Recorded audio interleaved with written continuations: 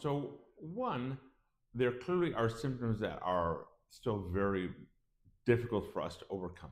Fatigue, particularly, being one of them. And again, I think as we have more and more efficacious therapies, we'll have more and more impact. Two, I think there are other lessons learned from integrative oncology that are relevant in this space as well.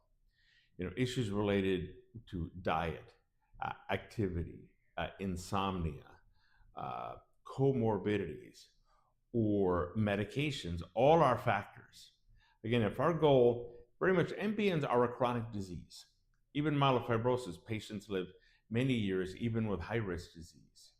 So, again, it's a very different lens than like acute leukemia. Very, very severe, but in acute leukemia, you have this mindset of this is a sprint. We're using very, very aggressive therapy. There are a lot of toxicities, and we're going to help manage you through it in a short amount of time. MPNs is different.